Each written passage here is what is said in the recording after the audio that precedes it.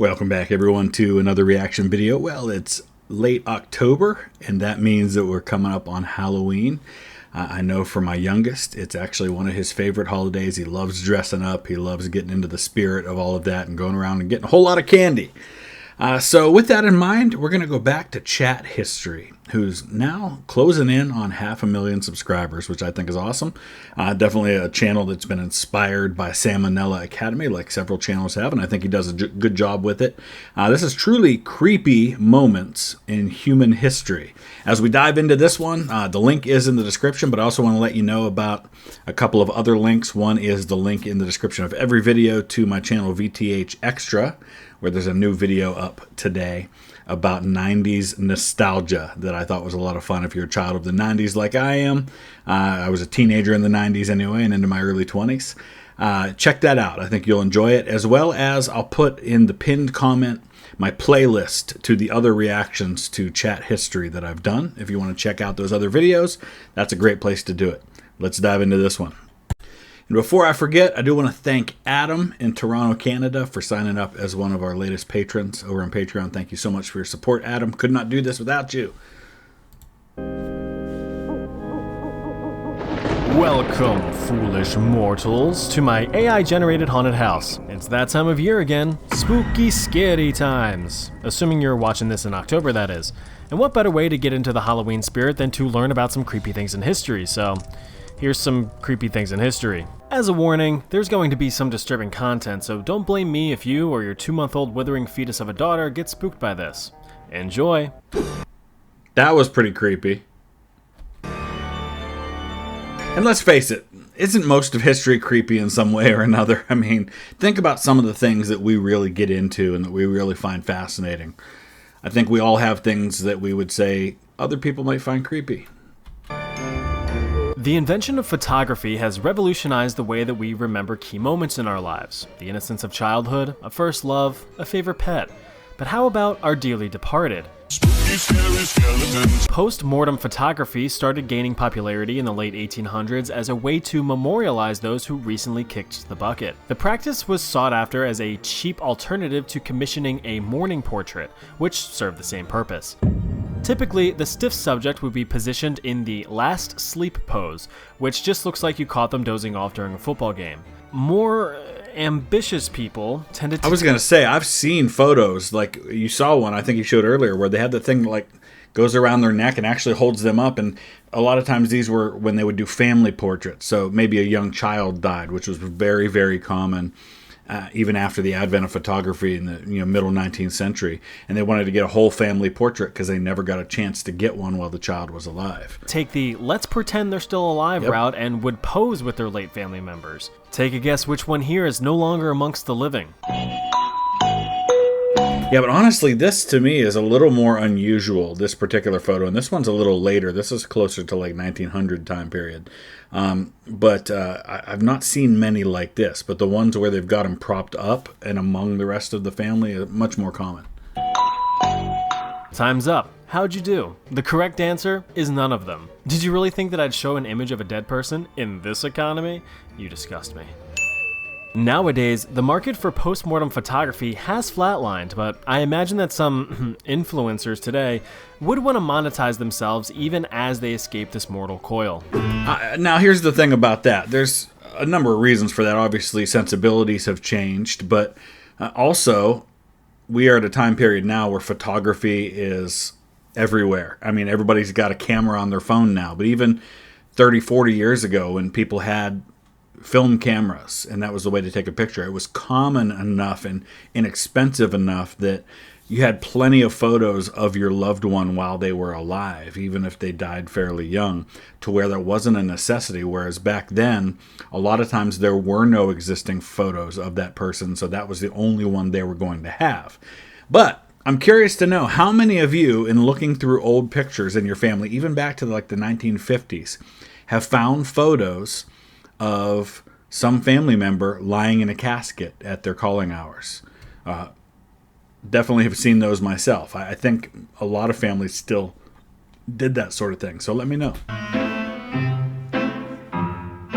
We all know that death is inevitable, and some of us, not me, try to find ways to benefit their fellow man. What if Not you donated me. your body to the well-being of others after your time on Earth ran out? In modern times, your organs could live on in a needy patient. In ancient times, your organs could become a yummy treat.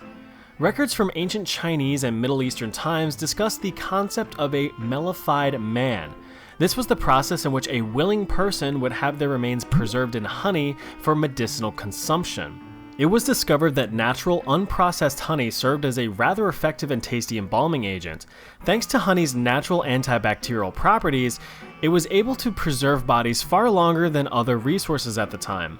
It makes a lot of sense when you think about it, because the primary means by which a body decomposes is the presence of bacteria. And so if you are completely sealing off that body through something as viscous as honey, you're going to have a good chance of preserving that body apart from the bacteria that are already existing inside that aren't being affected by that honey. Yeah. Okay, but where's the food part come in? We're going to eat the honey afterward? To begin the mellification process, an altruistic elder would volunteer to completely restrict themselves to a classic Winnie the Pooh diet. Nothing but honey. Oh. Breakfast? Honey. So they're eating honey, so it's on the inside too? Lunch? Honey. Dinner? Honey. Dessert? A lovely, decadent creme brulee. Nope, more honey. As you can imagine, all of that honey ain't so sweet for the good old digestive tract. No. Eventually, the volunteer's body just completely deteriorates, slowly becoming honey to the point where they would just literally be sweating out honey through their pores and spraying out honey from their beehole. At that point, the body completely shuts down and the volunteer sweetly surrenders to the great hive in the sky. The great hive in the sky. Wow. So I would guess all that honey then is also destroying the bacteria that is necessary in the body for digestion. The body would be mummified and placed in a stone coffin filled with, you guessed it, honey. The body was laid to ferment for 100 years like a top-of-the-line whiskey. After a casual century of fermenting in bee barf, the coffin would be opened and the corpse would be broken into pieces, which would be distributed as an expensive but effective medical remedy for anything from deep cuts to broken limbs. The only problem here is the lengthy process, which made the medicine very expensive. Yeah. So it could end up costing you an arm and a leg. James Jameson, an heir to the Jameson whiskey fortune, was on an expedition I will be sampling some of that when I'm in Ireland in a couple of weeks. Across Central Africa in 1888 when he came across an interesting proposition. According to Jameson's translator, Asad Farhan, Jameson had heard stories of local tribes' practices of cannibalism. He was in contact with a local slave trader, Tipu Tip, who discussed Jameson's curiosities with the local village chiefs. After some back and forth, Tipu brought forward a 10-year-old... I've heard this story. I didn't realize the connection when it said whiskey and cannibalism, but I have heard some of this story. This is disturbing. Old slave girl. Tipu requested Jameson give him a bit of cloth to see if the horrifying stories were true. Jameson's desire to see the act firsthand overruled all sense of morality. Now, it's easy to judge, and I'm judging right now. Like, I would not be standing there saying, oh yeah, I'd like to see this all go down. But remember, we live in a time period where we get our curiosities satisfied in other ways. We've had the same conversation when we talked about the gladiatorial contests of ancient Rome and how it seems horrifying to us now that they would love watching deaths and dismemberments and people fighting against wild animals and that kind of stuff. But I myself would never be like, ooh, yeah, I'd like to see this go down. But I'm not entirely surprised that he did. Half thinking this might be a cruel joke, he handed over 6 cloth handkerchiefs. One of the chiefs motioned over more men who immediately tied up the girl and began ripping her apart and devouring her.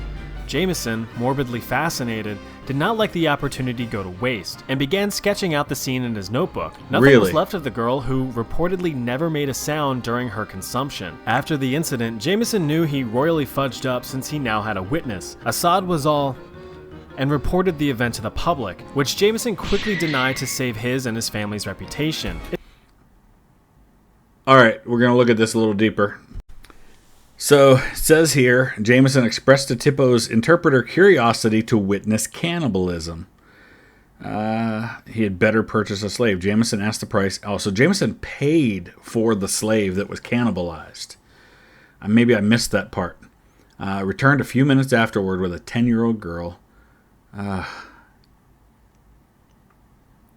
man who had brought the girl said to the cannibals, "This is a present from a white man who desires to see her eaten."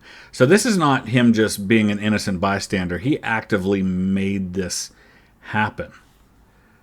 Okay. So I pulled up the rest of the article here now. She's tied to the tree. They started sharpening their knives. Then they stabbed her twice in the belly. Okay, so at least she died pretty quickly. So I was a little worried the way he described it, like it was a lot more involved than that. But thankfully it sounds like she died fairly quick. He sketched it out. He finished the sketches in watercolors. There were 6 of them, all neatly done. I'm not going to show the images. I am going to look them up to see them, but I'm not going to show them here on the channel. Yeah, so I'm way more horrified by that than I was now that I looked at the images and it became very real. That's not just creepy, that's just awful. Public, Absolutely which Jameson awful. quickly denied to save his and his family's reputation. It's unclear if the events 100% took place the way I just explained, but since everyone involved has been dead for over 130 years, especially the girl, it remains unclear how it all happened. Wow. But the guy had sketches, so like, come on dude, you did it.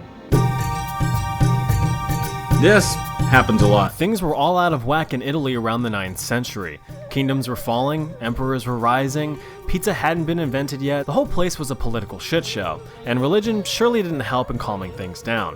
Actually, that's a really cool image because now that I've actually been to and religion, St. Peter's, you can go there. I mean, that's the altar. That's like the area that's right above the tomb of St. Peter. It's a very well-recognized spot there. Surely didn't help in calming things down. The Vatican saw the appointment of 24 popes around a 100-year period, with a decade having a new pope every year. Then this guy shows up, Formosus, a bishop under the current pope, Pope John VIII. But Pope John does not like Formosus. So much so that he accused him of trying to steal his popehood and acting against the rather unfortunately named King of Italy, Charles the Bald, who wasn't even bald. For his alleged crimes, Formosus was excommunicated from the Vatican in 876. Listen, let's face it, at this point, the church has become very, very political and very, very powerful.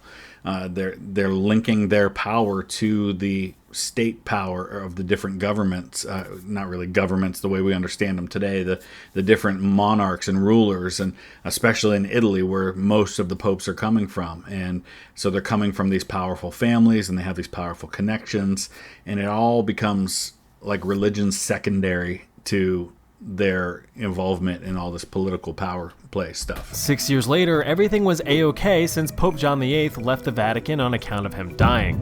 Formosus resumed being a bishop for a while until he was voted to become the next pope in 891. After 5 grueling and politically exhausting years as pope, where he may or may not have convinced a Bavarian king to invade Italy for the crown, Formosus himself went to the great cloud city above. He was succeeded by Pope Boniface VI. Boniface. All right, Pope Boniface, yeah. Appropriate name because he would become a skeleton only 15 days after becoming pope. The next pope, Stephen VI, who thankfully had a normal name, decided to get a bit of revenge on Formosus. Stephen wasn't too happy with the whole Bavarian king invading Italy to become emperor thing, so he held a trial. And from hardly the last time that something like this was going to happen, where you have popes encouraging invasions and issuing even practically orders or invitations for one ruler to attack another. Very manipulative stuff. Formosus was the defendant. But wait, I thought he was dead. How could he? No, you're right. Pope Stephen had Formosus' corpse dug up, dressed up, and propped up in court. After yet again being accused of attempting to illegally seize popehood from John VIII, amongst other crimes, Formosus was quick to defend himself, stating, to which Pope Stephen... There's something that's strangely interesting about this to me, and there have been other times maybe the person hasn't been dug up and put on trial with their body, but they've been re-executed afterwards. Oliver Cromwell had this happen to his body after the restoration of the monarchy in England. His body was executed, and his head was placed on London Bridge, and ended up in someone's possession in the 20th century. And there's actually photos of Cromwell's head. Even said, "Objection!" After the ridiculous court case, Pope Formosus was found guilty. He had 3 of his fingers ripped off, stripped of his honors, and had his remains dumped into the Tiber River, where they were later recovered and laid to rest. The Italian people weren't happy with this move, so during a public uprising, Pope Stephen was arrested and strangled in prison. Well then. Béla Kiss was an Austro-Hungarian man born in 1877. A simple man who had an affinity for astrology and the occult, he married twice and had 2 kids. Nothing too out of the ordinary except for the whole occult thing, but hey, some men love mowing a good lawn, some men love studying vampirism. Kiss hired on a housekeeper to tend to the house after his wife left him for some 6'14" stud muffin Giga Chad. The housekeeper noticed that women would often visit the home as customers for Kish's side hustle as a spooky fortune teller. He also began collecting quite a few metal drums on the property. When asked about it, he said he was just stocking up fuel as rations for the upcoming war, to which his neighbors responded, "Oh yeah, that makes sense." Yeah. I was just about to say, okay, war, yeah, I mean, listen, this is even before you get into World War I that Austria-Hungary is heavily involved in. You've got the Balkan Wars, and before that, you've got a number of smaller wars happening in Europe. You've got, I shouldn't say smaller, they were big, the Franco-Prussian War. You've got the Schleswig-Holstein Wars. You've got the Austro-Prussian War. You've got the Crimean War. War was a thing throughout Europe's history. And went about their business. In 1914, Kiss was conscripted into the Austro-Hungarian army to fight in World War I. Yep. After believing to have been killed in action, Kiss's landlord began clearing his property and stumbled upon the fuel drums. The landlord opened up one of the barrels to discover a rotting corpse bound in a sack. I was really hoping it was just going to be like their blood or something and not the actual people. "This isn't fuel," said the landlord, and he called the cops. Overall, 24 bodies were recovered from the property. Remember that wife and her Sigma mindset lover? Yeah, strangled and stuffed into barrels. His victims also had puncture marks on their necks and were drained of blood, giving him the title of Vampire of Cinkota, the town where he lived. A frantic manhunt for Kiss began, just in case he survived the war, which he did. Kiss was reportedly in a Serbian hospital recovering from war injuries. By the time kind of wishing that he had probably been killed in the war at this point. And police caught on to his scent, he escaped, performing a classic body swap with a dead soldier. He was reported to have been seen over the following years a few times, but he was never caught. Really? And so, another video comes to an end. Were you spooked? Did you brown your britches? Want to learn some more history? Then click here and have a happy Halloween or... And here's the thing, when I was looking at his list of videos, I thought I was choosing the one that was going to be the least creepy of the options, because there were other ones that were even more so. Things that I thought, okay, well, no, I don't think I want anything that dark, like the one about dysentery, or let's see, what else? Human experiments, which seems to be very popular. I mean, some of his videos have 500,000 views. The human experiment one has 6 million views. We are all a bunch of really sick people, is what I'm learning or being reminded of. Whereas the one about Christmas only has 50,000 views. So that gives you a little insight into how our brains work. Terrifying mythical creatures, dumbest weapons. So anyway, I apologize if you were really disturbed by all of that. That was a lot darker than I expected it to be, but it was still really interesting. And honestly, it's part of history. History is not all sunshine and rainbows, as I think we all can attest to. But as we wrap this up on a very much lighter note, I want to say thank you to Jeff in Melissa, Texas, as well as Philippe in Beauvais, France.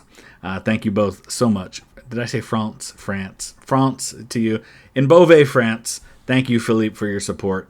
Couldn't do it without you. Check out the links to some of the other lighter videos that I've done from Chat History. Thanks for watching.